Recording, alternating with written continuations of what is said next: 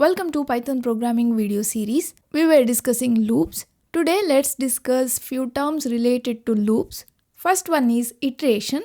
Iteration is the process of repeating a set of instructions for each item in an iterable one by one.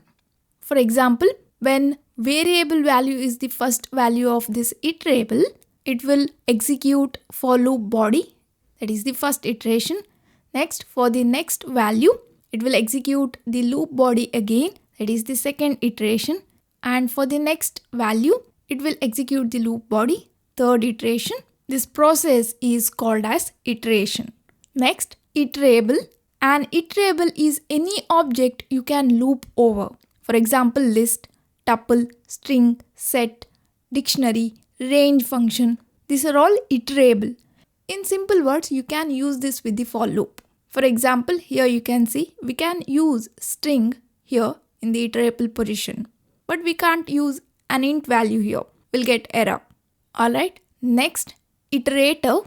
An iterator is an object that keeps track of its position, produces values one at a time, and uses next function to get the next item. For an example, string is a variable here and we'll store a string value in this variable. Next, we'll use for loop.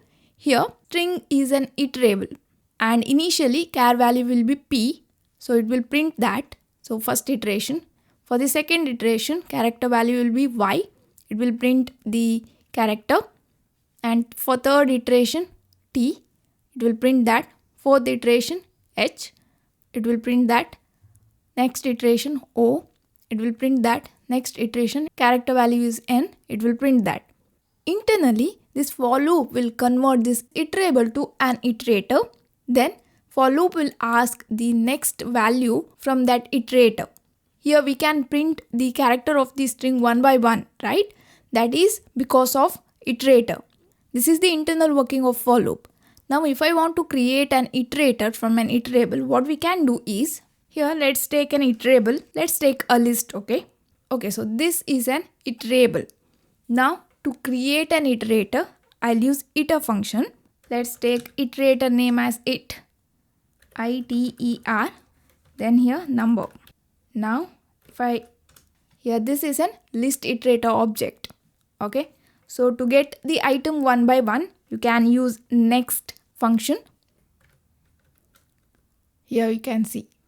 Then again, to get the next item, we can get the element of the iterable one by one.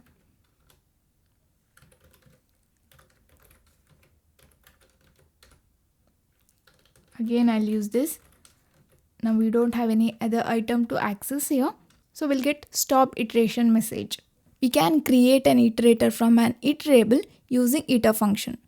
To get the item of the iterable one by one, we can use next.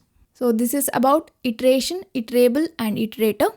So that's it for now guys. Thank you for watching. Don't forget to subscribe to my channel. I will meet you in next class. Till then, take care.